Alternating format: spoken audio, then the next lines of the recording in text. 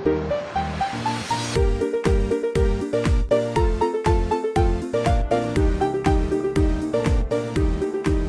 back to Let's Play with Honey in Minecraft. Isn't that pretty?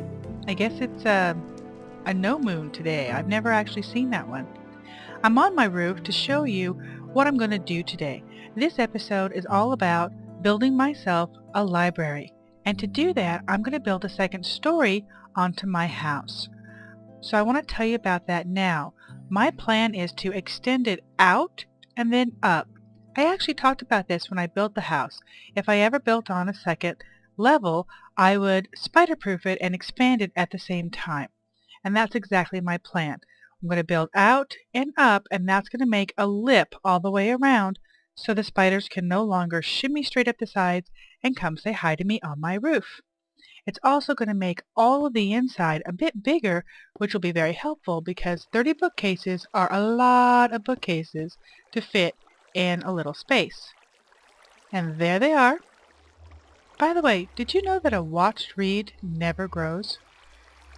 True story. I think I've gathered everything I'm going to need for the library itself. I try to separate it out into what I'm going to want to fill the library with and what I'm going to need to build the second story of my house with. So I think I'm going to go ahead and go to sleep so that the skeletons aren't shooting me all night long off my roof, and go ahead and cue a montage and let you guys just sort of see the house be built, and then I'll come back to actually fill in the library while I talk with you. So, that said, cue montage.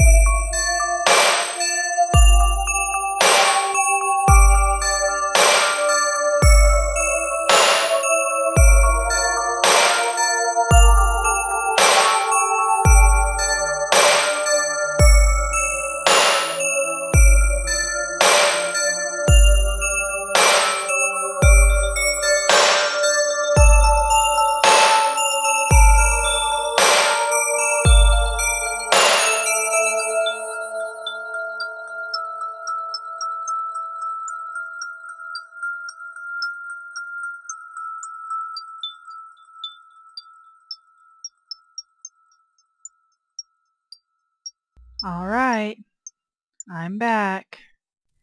Kind of a funky setup, isn't it? Well, hopefully it'll make a little more sense as we go. Let's go ahead and fix our lights here. Alright, I'm going to put down the bookcases. It is a library after all, and I want to be really careful when I put down these bookcases because I don't want to mess it up. I really don't have the reeds to spare.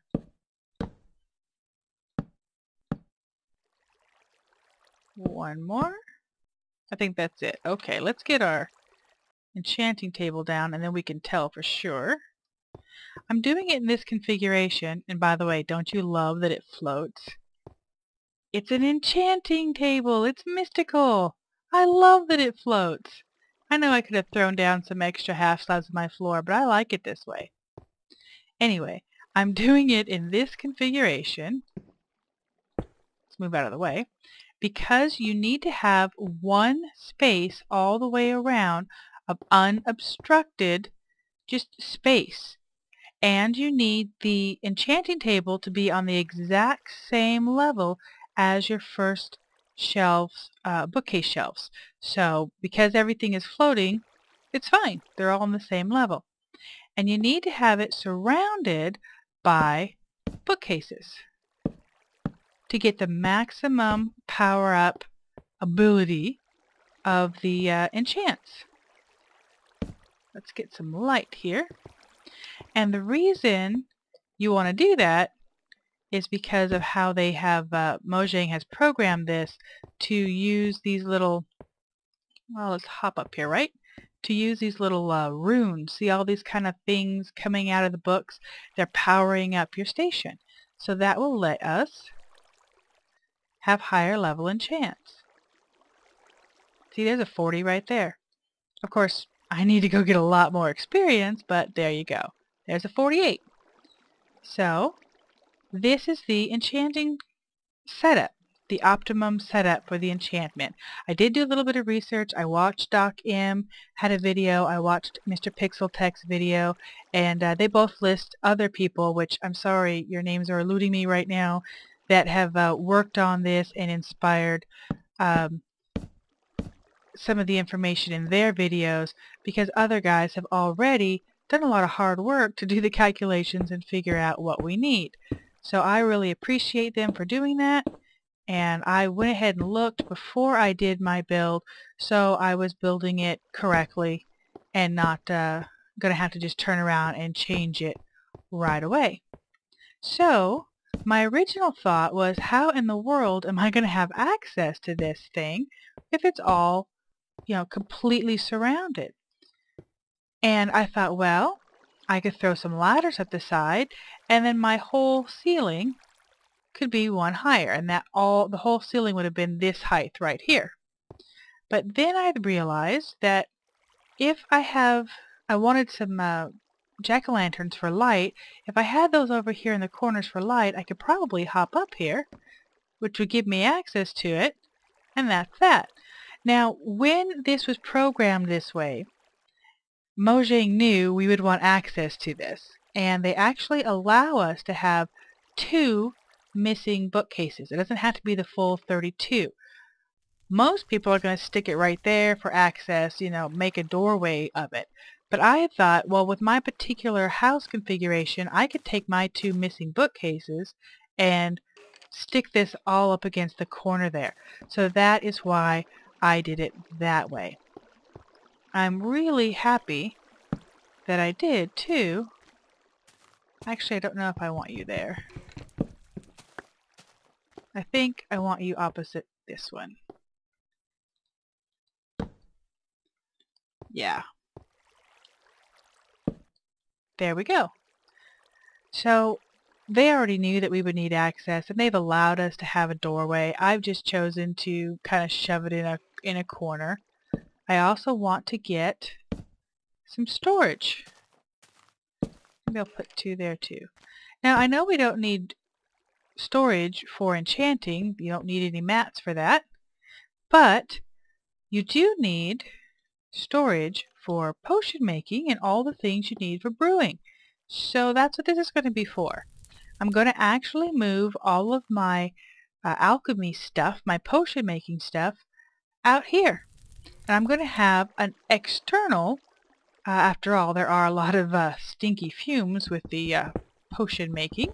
I'm going to have a well-ventilated external potion making lab, brewing setup.